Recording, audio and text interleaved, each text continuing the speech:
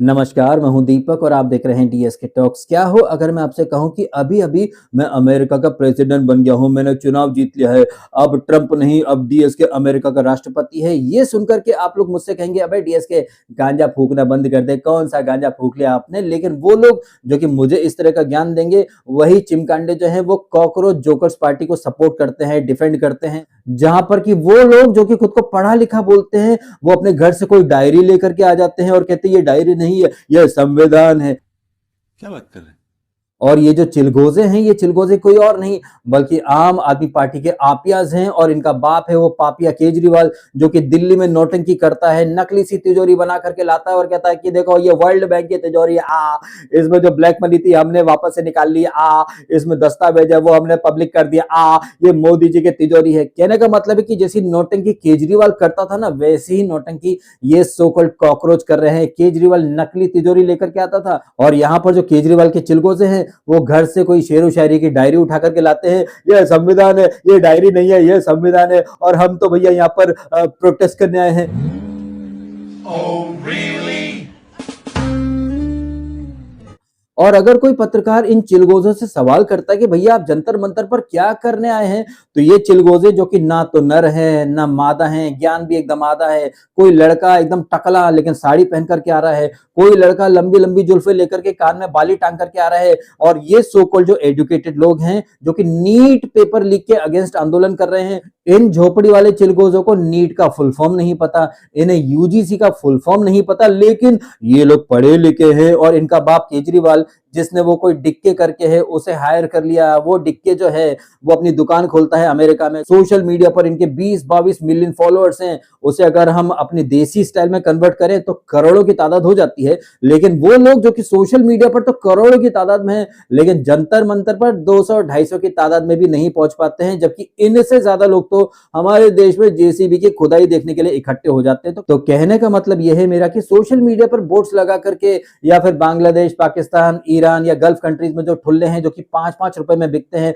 उन्हें आप हायर करके सोशल मीडिया पर फैन फॉलोइंग तो इकट्ठी कर लेंगे। लेकिन जैसा कि हम सब अच्छे से जानते हैं कि ये जो बोट्स होते हैं ये सिर्फ सोशल मीडिया पर ही एग्जिस्ट करते हैं, रियल लाइफ में ये एग्जिस्ट नहीं करते हैं। तो वो पार्टी या फिर वो लोग जो कि दावा करते हैं कि हमें तो लाखों करोड़ों लोग फॉलो करते हैं, ग्राउंड लेवल पर ये लोग सिर्फ 200 या 300 की तादाद में ही आ पाते हैं। ये लोग उस भेड़ की तरह है जिसे एक भेड़ चाल में हाँक दिया जाता है और ये लोग चल पड़ते हैं। इन्हें ना आन का ना गान का, लेकिन ज्ञान देते हैं ब्रह्मांड का। और इनका जो मालिक केजरीवाल, जो कि भारत के अंदर नेपाल, बांग्लादेश जैसा क्राइसिस पैदा करना चाहता है। लेकिन मजे की बात देखिए, लेकिन देश बदलने की बातें करने वाले ये सो कॉल्ड जेनजी जो है, ये नारे कैसे लगाते हैं? ये नारे लगाते हैं हम क्या चाहते आजादी। ये नारा तो जेएनयू वाले पहले ही लगा चुके हैं। और इस नारे के अलावा ये लोग भारत तेरे टुकड़े होंगे, वो शर्जील इमाम जैसा झोपड़ी का, उसे डिफेंड करते हैं। और मजे की बात देखिए, ये लोग खुद को न्यूट्रल बोलते हैं। लेकिन पंजाब जहां पर की केजरी की सल्तनत चल रही है और उस सल्तनत में जेनजी हो या किसान हो, सबकी कंबल कुटाई हो रही है, ये वहां जाकर के प्रोटेस्ट नहीं करेंगे। ये सिर्फ दिल्ली में आएंगे और दिल्ली में प्रोटेस्ट के नाम पर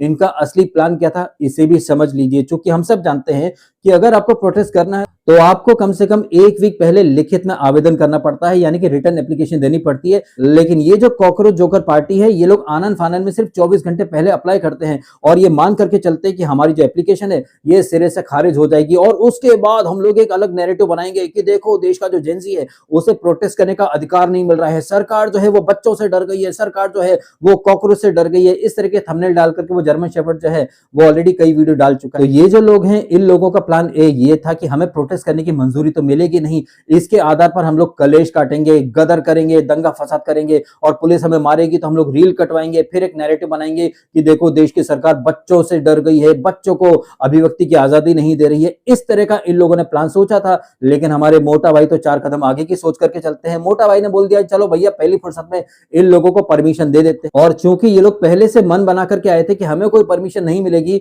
तो भैया इसका बहाना बना करके हम लोग कलेश काटेंगे। लेकिन भाई साहब इनके तो सारे प्लान जो है वो चौपट हो गए। और किस तरह चौपट हुए ये तो आपने देख ही लिया। क्योंकि ये लोग सिर्फ दंगा फसाद या फिर उत्पात मचाने के लिए आए थे, इसके अलावा इन लोगों ने कोई सेकंड प्लान सोचा ही नहीं था। इस चक्कर में ये जितने कॉकरोच हैं ये खुद बुरी तरह से एक्सपोज हो गए हैं। किसी को पता ही नहीं है भैया कि यहाँ हो क्या रहा है। हालांकि इन कॉकरोचेस की भीड़ में कुछ पढ़े लिखे समझदार जेंजी भी थे जिन्होंने सही टाइम पर सही मुद्दा उठाया कि भैया हम तो अपना यहाँ पर ये जो नीट के पेपर लीक होते हैं इसके बारे में बात करने आए थे, लेकिन हमारा जो मुद्दा है वो तो इन लोगों ने हाईजैक कर लिया। भारत तेरे टुकड़े होंगे, मोदी तेरी कब्र खुदेगी, इस तरह के नारे की यहाँ कहीं कोई जरूरत थी नहीं। लेकिन आपको अगर याद हो तो इस तरह की नारेबाजी आपने पहले भी देखी है। याद कीजिए शाहीन बाग, याद कीजिए किसान आंदोलन, याद कीजिए पहलवान आंदोलन, जहां पर मुख्य मुद्दा जो है वो हाईजैक हो जाता है और आंदोलन जीवी गैंग जो है वो वही नारे लगाने के लिए कूद पड़ती है, भारत तेरे टुकड़े हो गया, मोदी तेरे कब्र खुदेगी।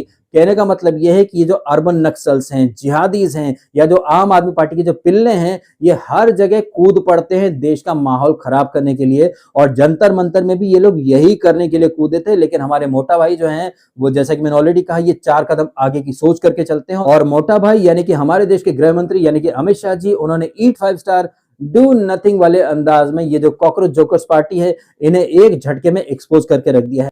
लेकिन ये जो कॉकरोच हैं ये हैं तो अपने बाप केजरी की औलाद ना। केजरी बेशरम है तो कॉकरोच उससे भी बड़े वाले बेशरम। और ऐसा ही कॉकरोच दिख के वो ट्वीट करता कि गाइस आप ह्यूज नंबर में आए हैं, मैं बहुत दिल से शुक्रिया अदा करता हूं, ये वो फलाना ढिमकाना।